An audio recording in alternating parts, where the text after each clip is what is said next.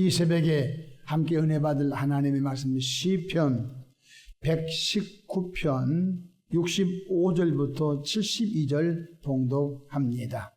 여호와여, 주의 말씀대로 주의 종을 선대하셨나이다. 내가 주의 계명들을 믿사오니 좋은 명철과 지식을 내게 가르치소서. 고난 당하기 전에는 내가 그릇 행하였더니 이제는 주의 말씀을 지키나이다. 주는 선하사 선을 행하시오니 주의 율례로 나를 가르치소서. 교만한 자들이 거짓을 지어 나를 치려하였사오나 나는 전심으로 주의 법도들을 지키리이다. 그들의 마음은 살쪄서 기름덩이 같으나 나는 주의 말씀을 즐거워하나이다. 고난 당하는 것이 내게 유익이라. 이로 말미암아 내가 주의 율례들을 배우게 되었나이다. 아멘. 할렐루야. 오늘도 참으로 좋은 날입니다. 무더운 새벽에도 새벽잠 물리치고 교회 난 모든 분들 주의 이름으로 축복합니다. 저를 따라하겠습니다. 오늘도 나와 우리 가정 우리 교회 기적이 일어납니다.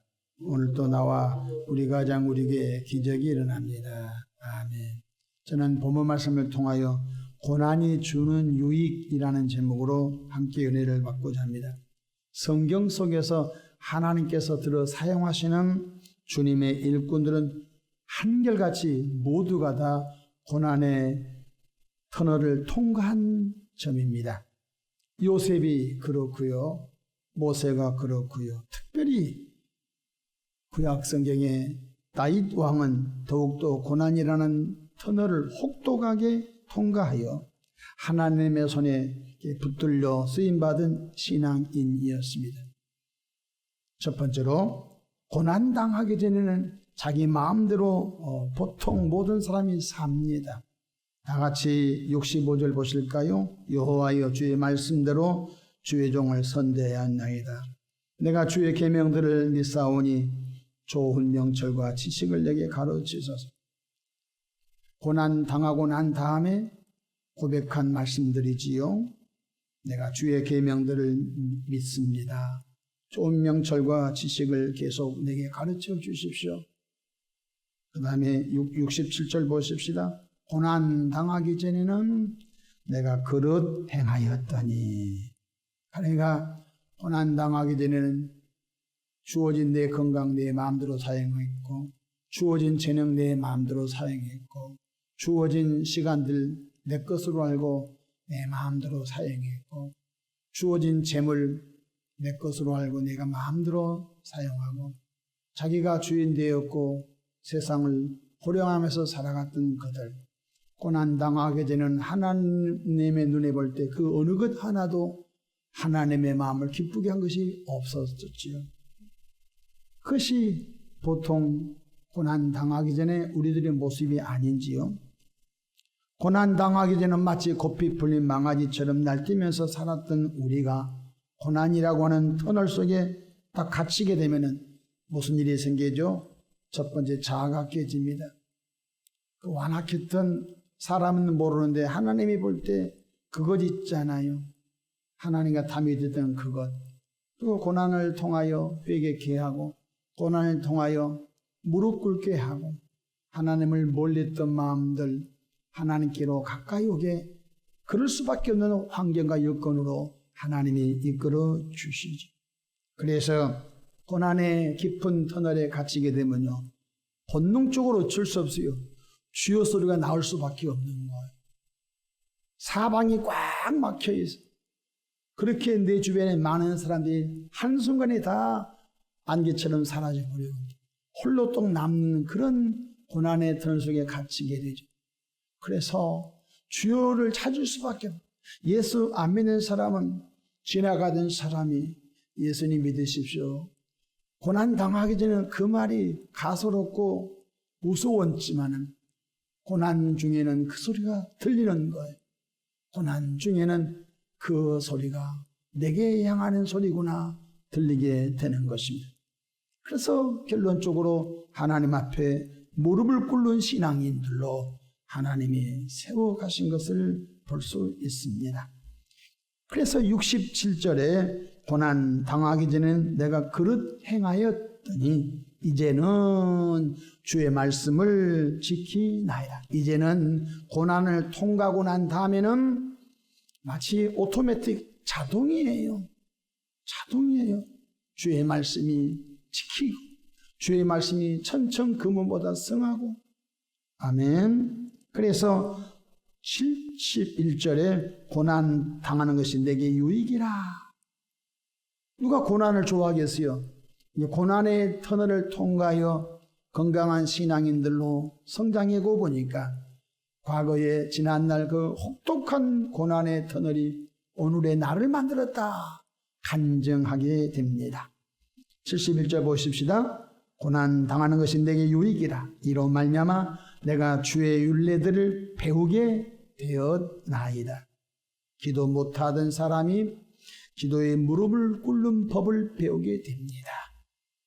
그렇게 기도가 소중하다고 수많은 설교를 들었는데 고난의 턴에 딱 갇히게 되면요, 기도할 수밖에 없지요. 그래서 무릎을 꿇고 금식도 하게 되고 작정 기도도 하게 되고 한없이 부르짖어 기도하는 그런 영성으로 자신도 모르는 가운데 그렇게 세워져 간 것을 볼 수 있습니다. 고난 당하기 전에는 주어진 건강으로 내 멋대로 내 마음대로 살았는데 고난의 터널을 딱 통과하고 난 다음부터는 봉사하지 못하던 손이 손을 동원하여 봉사하게 되고, 우리에게 주어진 발걸음이 내 마음대로 다녔는데 이제 우리 발걸음들이 하나님의 성전을 향한 발걸음, 전도하는 발걸음, 선한 일을 하는 발걸음들로 바꿔져 버린 것입니다. 그래서 결론적으로 고난이 내게 유익이다. 고난을 통하여 하나님의 말씀을 배우게 됐고, 고난을 통하여 하나님의 깊은 섭리하심을 또 깨닫는 그러한 은혜가 있게 된 것을 볼 수 있습니다. 고난 당하기 전에는 목이 꼿꼿한 백성처럼 남들 앞에 늘 자기를 드러내고 과시했던 그런 사람들이 고난을 통과하면서 고개 숙일 줄 아는 사람, 겸손한 사람으로 하나님이 바꾸어 버리시지요.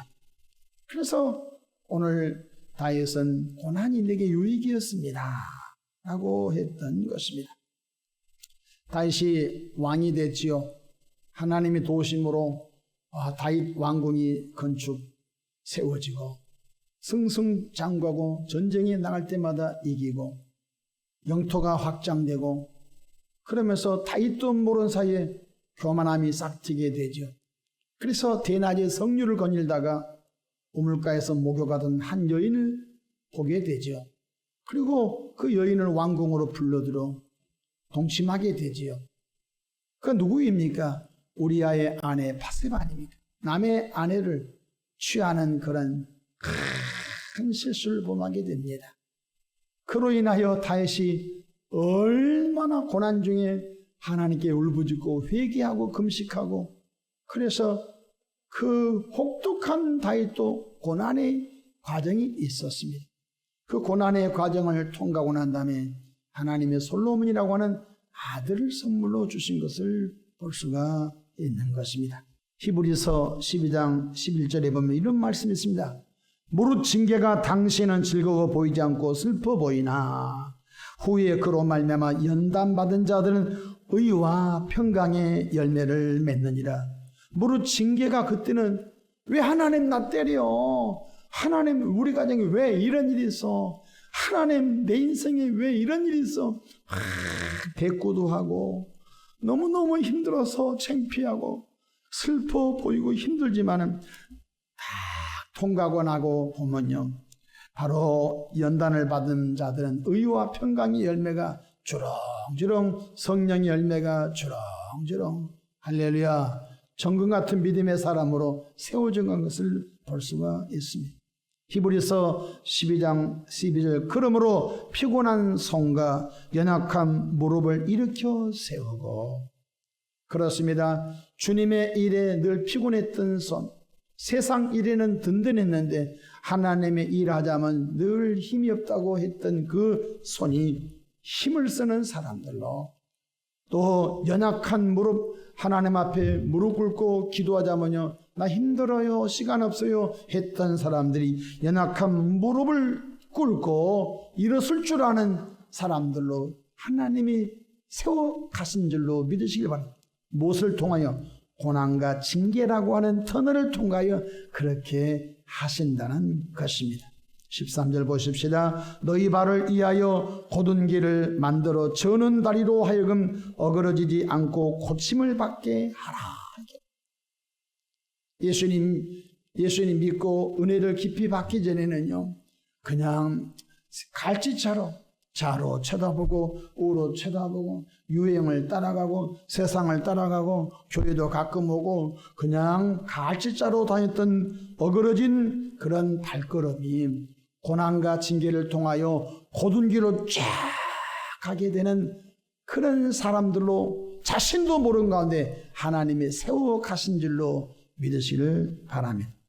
왜 고난과 징계가 그리스도인들에게 가끔 있을까요? 너무나 소중한 하나님의 자녀이기에 그렇습니다.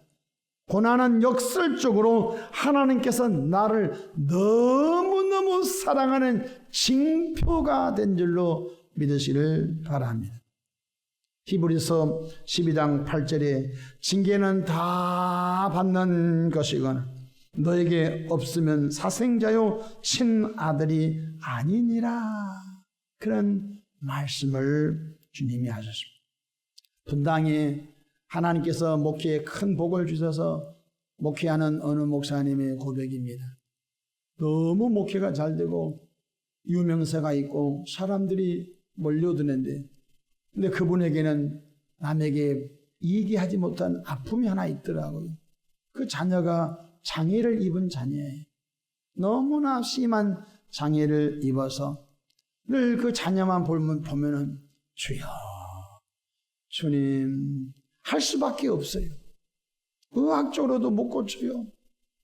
이미 장애로 태어났어요. 그래서 어디 갈 때마다 늘 좀 고개를 들려고 하면요, 자녀가 생각나고, 그래서 그 자녀가 자기의 삶의 안전 브레이크다.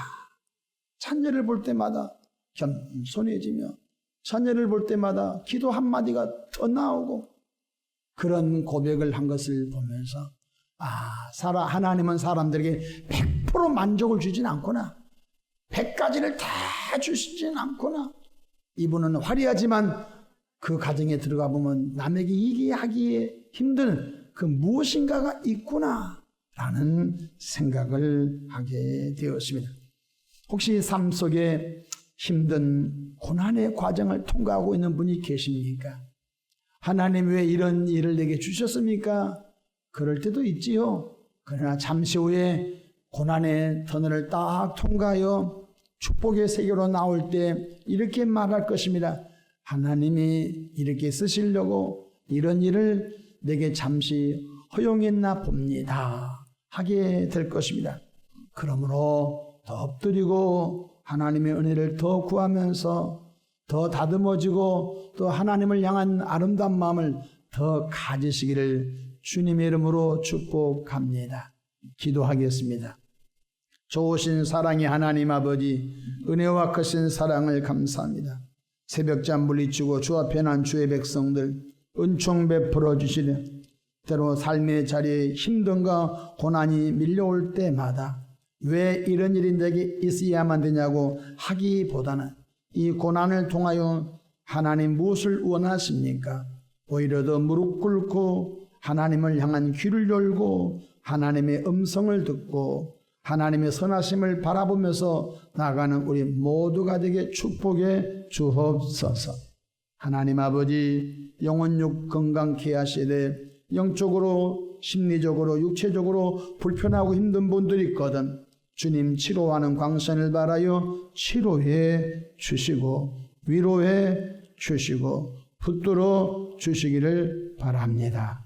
이 하루도 모든 행사를 맡깁니다. 축복의 길로 이끌어 주옵소서.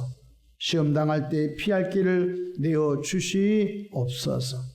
예수님의 이름으로 기도하옵나이다. 아멘.